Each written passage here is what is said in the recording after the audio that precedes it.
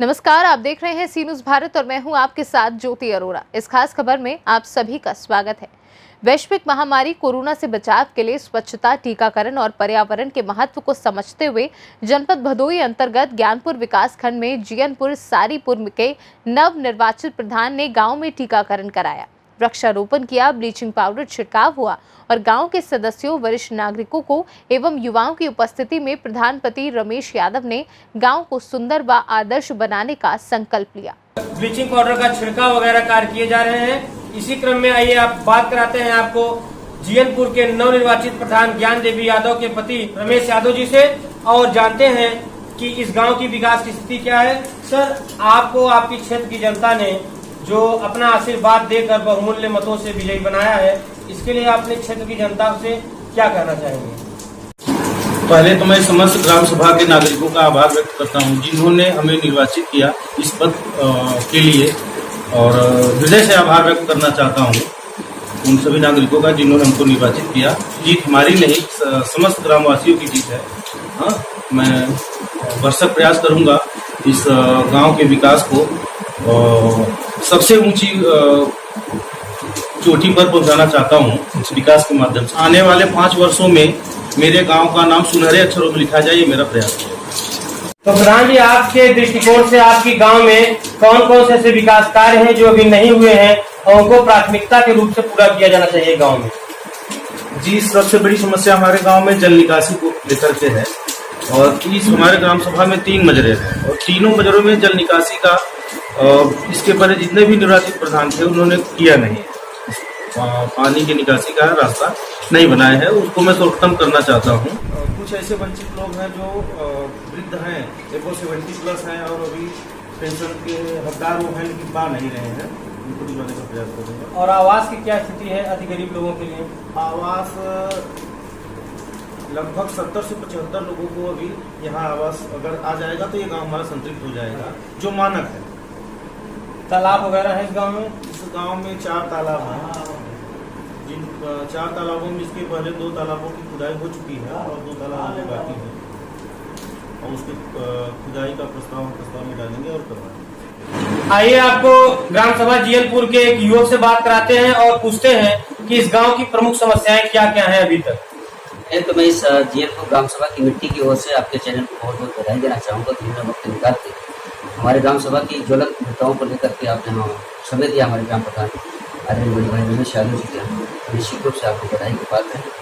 रही बात विकास की योजनाओं के बारे में, तो विकास एक सतत प्रक्रिया है और निरंतर होता रहता है, बातें होती रहती हैं, तमाम चीज़ें, ये सब वास्तव में कभी कंप्लीट पूर्ण तरह से नहीं होती। लेकिन जहाँ तक ज्वलंत ग्राम सभा जीयनपुर के ज्वलंत समस्याओं का सवाल है, निश्चित रूप से जल जो निकासी की समस्या है बहुत ही प्राथमिकता के तौर पर होना चाहिए, क्योंकि जैसा कि हमारे ग्राम प्रधान ने बताया कि ग्राम सभा 3 नगरों में विभाजित है, जीयनपुर, हल्दा, शाहपुर और सारीपुर।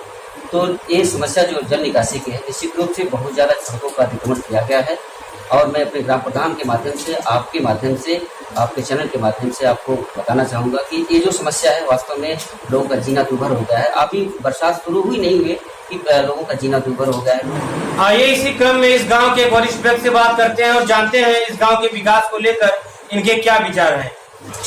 अभी तक जो भी हमारे ग्राम सभा में कार्य हुआ है, कहीं न कहीं अधूरा जरूर पड़ा हुआ है। शौचालय की समस्या पूरे ग्राम सभा में है, और दूसरी सबसे बड़ी समस्या है आवास की समस्या।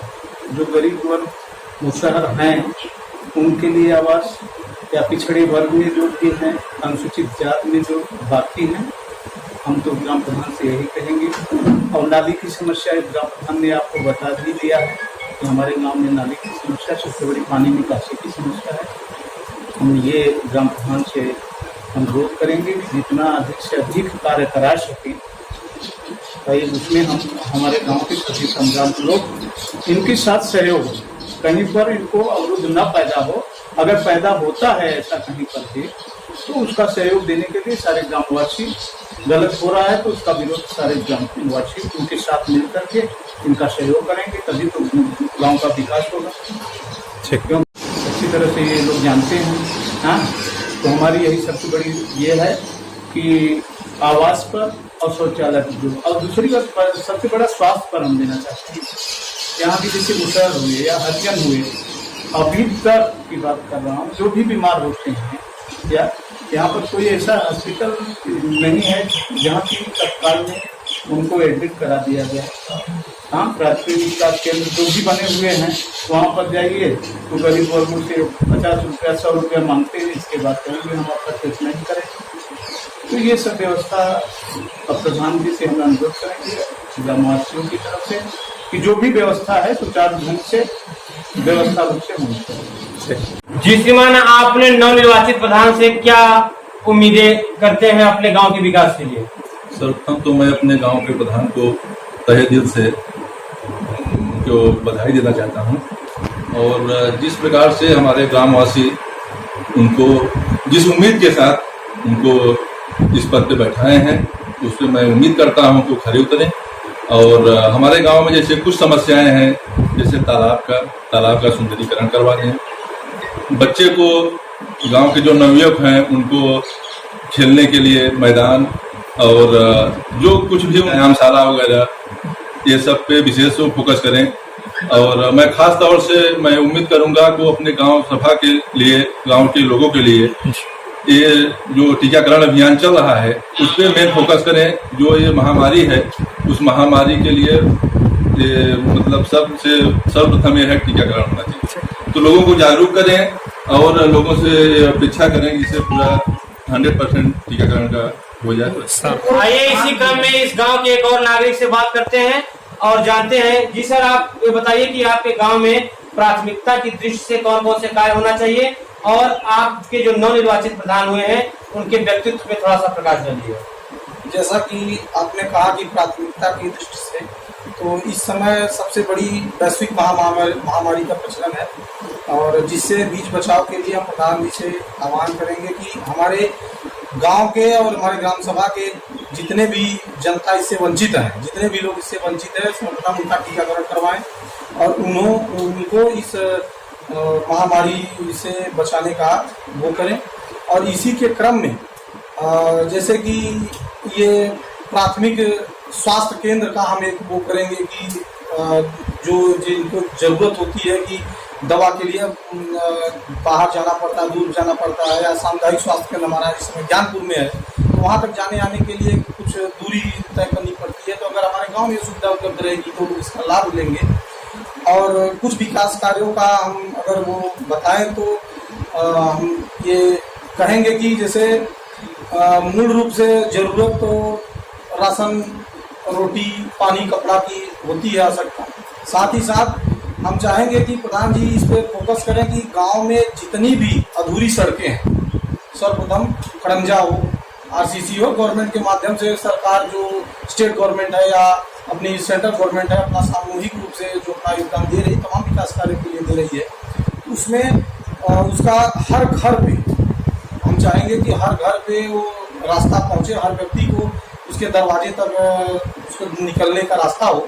और उसके साथ साथ हम कहेंगे कि जो पानी की मूल समस्या है उसे सड़क से लगा हुआ पानी नाली की व्यवस्था की जाए, पानी गांव से थोड़ा सा निकलते हुए बाहर का उसका व्यवस्था किया जाए, पानी बाहर जाए, गांव में गंदगी ना हो। और उसके साथ ही विकास के रूप में एक स्ट्रीट लाइट या सड़कों पे जो लाइट की व्यवस्था है उसी सड़क के माध्यम से भी करेंगे तो वो, और सार्वजनिक स्थलों पे भी वो रहेंगे तो ज्यादा विकास कार्यों का हम अच्छे से जायजा ले पाएंगे उसका। मान लिया अब आप नवनिर्वाचित प्रधान होकर आ चुके हैं इस गांव में और आप पद को संभाल चुके हैं, तो अब आपके अगले आने वाले आपकी पंचवर्षीय योजनाएं क्या क्या रहेंगी जो आप इस गांव के लिए अवश्य में करना चाहेंगे? जी सर, सर्वप्रथम तो स्वास्थ्य को इस कोविड-19 के दौर में स्वास्थ्य को देखते हुए हमने पूरे ग्राम सभा को जो है सैनिटाइज करवा दिया है और समय समय पर इसको करवाते रहेंगे। उनका छिड़काव हो चुका है, फिर हर जो 1.25 महीने पे 1 महीने पे उसको करवाने का प्रयास करेंगे। पानी जल के लिए जो है हैंडपंप की व्यवस्था जहाँ नहीं है, रिबोर जो कि जहाँ है उसको रिबोर करवाएंगे। रिबोर करवाने के बाद फिर वहाँ सोखते की व्यवस्था करेंगे कि जल जमाव ना हो। सारी बीमारी का कारण वही होता है, जल जमाव अगर होता है तो मच्छर पैदा होते हैं तो बीमारियाँ फैलती हैं।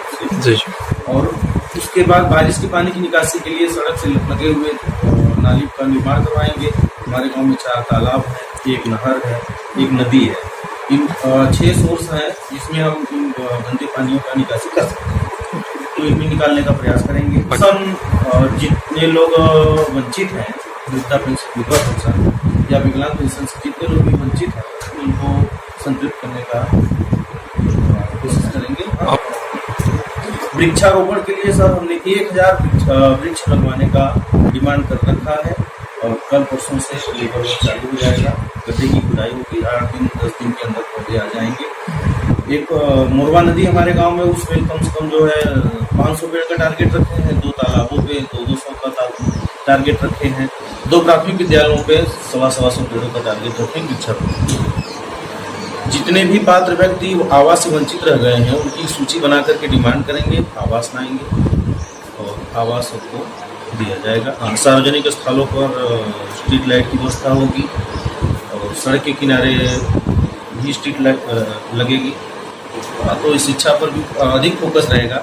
और इस आपके चैनल के माध्यम से मैं सारे सम्मानित व्यक्तियों को ये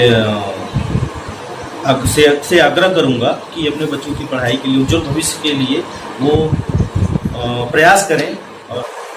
और इस कोविड-19 महामारी के दृष्टिगत जो स्कूल बंद हैं, पढ़ाई लिखाई नहीं चल रही है, स्मार्ट क्लास की सुविधा कराने की कोशिश करेंगे। सीडीओ साहब से बात करेंगे और उसकी व्यवस्था करा के बच्चों की पढ़ाई बाधित न हो और उनसे जितनी भी योजनाएं हैं उसको लाने का भरपूर प्रयास करेंगे।